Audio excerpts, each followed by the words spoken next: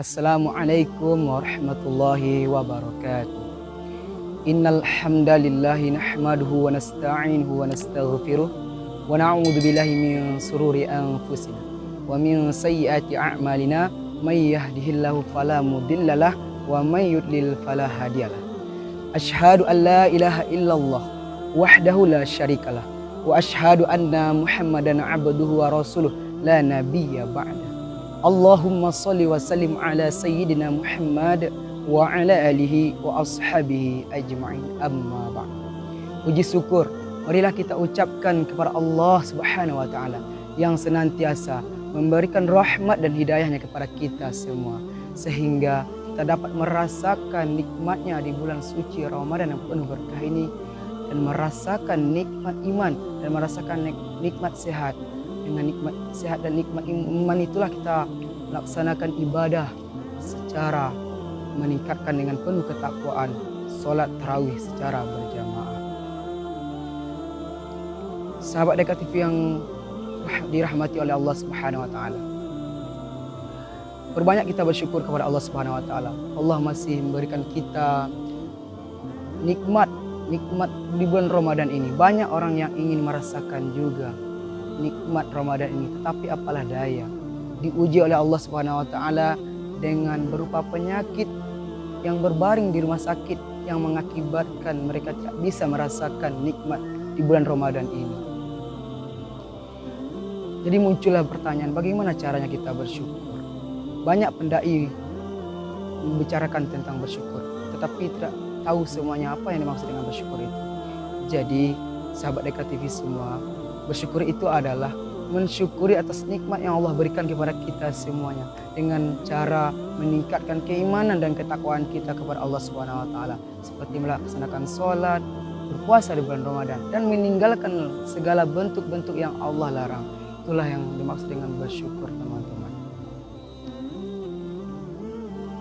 Allah mengatakan beruntunglah bagi orang-orang yang bersyukur. Allah menjelaskan di dalam Al-Quran surat Ibrahim ayat 7 yang berbunyi, Bismillahirrahmanirrahim, la in syakartum la azidannakum wa la in kafartum inna azabi lasyadid. Yang artinya, sesungguhnya jika kamu bersyukur akan Allah tambah nikmat kepadamu. Tetapi jika engkau kafir atas nikmat Allah, ingat azab Allah sangatlah pedih, sangat berat, teman-teman. Jadi itu teman-teman, berbanyaklah bersyukur kepada Allah agar kita mendapatkan keberuntungan. Contohnya teman-teman, orang banyak membicarakan tentang bersyukur. Ketika diberikan umur yang panjang oleh Allah Subhanahu wa taala, diberikan nikmat merasakan di bulan Ramadan ini, tapi kita tidak mau sholat, tapi kita tidak mau berpuasa, apakah itu bersyukur? Tentulah tidak. Dan contohnya lagi teman-teman, ketika kita diberikan rezeki, uang yang banyak, tetapi kita tidak kita gunakan uang tersebut untuk bermain judi, apakah itu bersyukur? Tentulah tidak, teman-teman.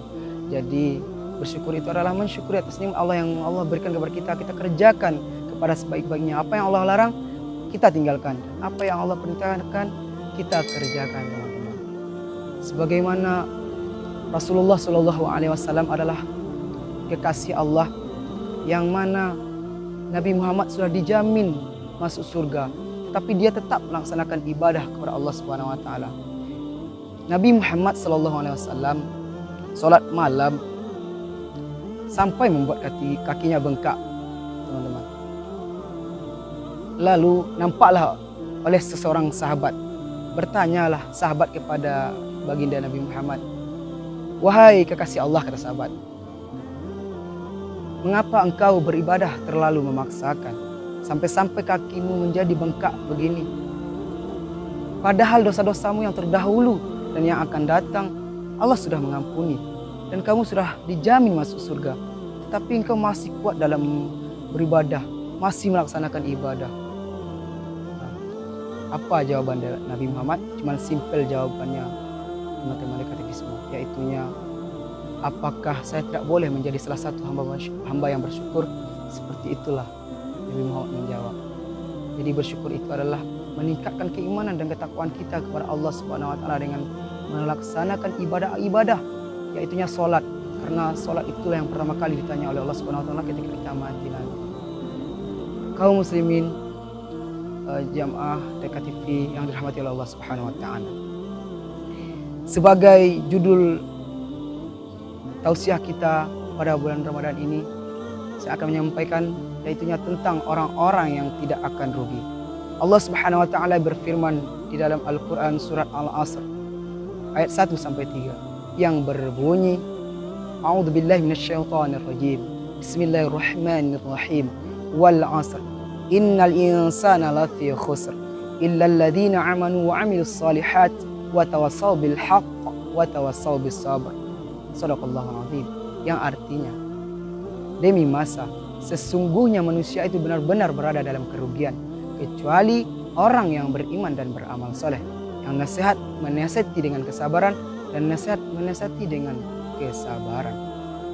Berdasarkan ayat yang telah dibacakan tadi, dapatlah kita ambil intisarinya bahwa orang yang tidak akan merugi dalam kehidupan ini adalah orang yang beriman dan beramal soleh. Jadi muncullah pertanyaan teman-teman DKTV semua, apa itu iman? Iman adalah membenarkan dalam hati, diucapkan dengan lisan, dan diamalkan dalam perbuatan sehari-hari. Maknanya adalah seseorang yang beriman itu akan tampak buah dari imannya itu, yaitu amal soleh. Jika seseorang mengatakan beriman kepada Allah Subhanahu wa taala, akan tetapi dia tidak mau beramal soleh, dia tidak mau sholat, dia tidak mau berpuasa, maka orang itu termasuk orang tidak beriman. Karena orang yang beriman itu, wujud dari iman itu adalah pelaksanaan ibadah dalam kehidupan sehari-hari, seperti sholat 5 waktu, puasa, zakat, infak, sedekah, silaturahmi serta haji bagi yang mampu. Itulah orang yang beriman, teman-teman. Allah Subhanahu wa taala berfirman di dalam Al-Qur'an surat Al-A'raf ayat 2. Allah mengatakan di sana, orang yang beriman itu apabila disebut nama Allah bergetar hatinya, teman-teman. Ketika disebut nama Allah bergetar hatinya.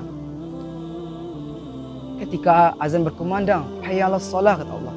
Hayya 'alas salat, hayya 'alal falah. Marilah menuju kemenangan. Itu hakikatnya sebenarnya Allah yang memanggil. Yang menyampaikan memang manusia, tapi hakikatnya Allah yang memanggil. Tetapi ketika azan berkumandang, kenapa kita semua hanya menyepelekan itu?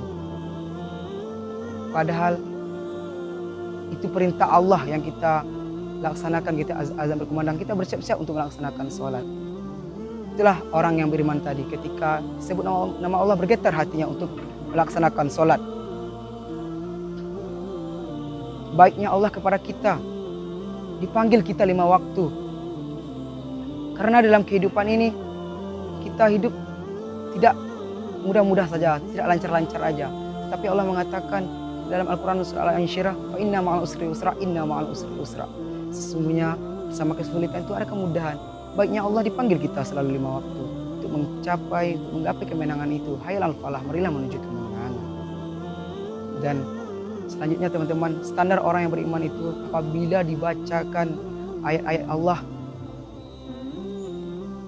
bertambah keimanannya, teman-teman. Jadi ayat Al-Quran ini datangnya Allah yang memberikan kepada Nabi Muhammad lewat perantara malaikat Jibril, yang mana di sana kita harus mengerjakannya. Hal-hal apa yang di dalam Al-Quran itu yang Allah perintahkan kita kerjakan, apa yang Allah larang kita tinggalkan. Sebagaimana contohnya Allah melarang kita untuk menggibah atau membicarakan keburukan orang. Allah melarang itu, tetapi kenapa kebanyakan orang masih membicarakan keburukan orang? Padahal Allah melarang itu. Karena ada sahabat yang bertanya kepada Nabi Muhammad. Apa kata sahabat kepada Nabi Muhammad? Wahai kasih Allah, apa yang menyebabkan orang masuk neraka? Lisani.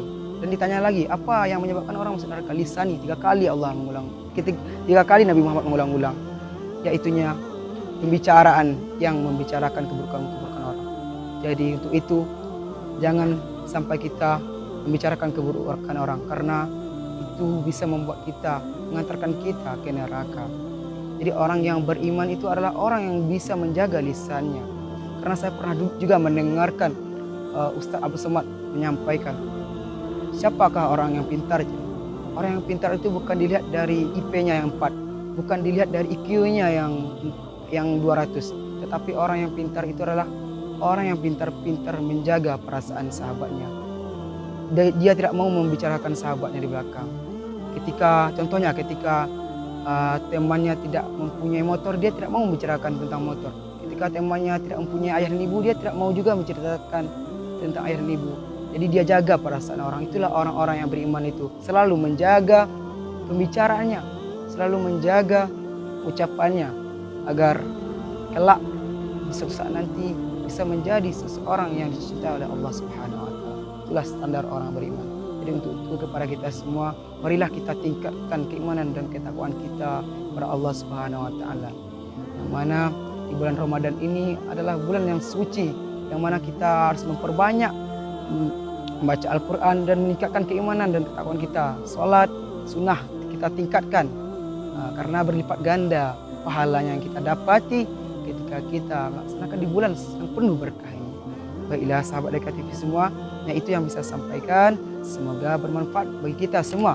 Jika yang saya sampaikan itu benar, itu datangnya dari Allah Subhanahu wa taala.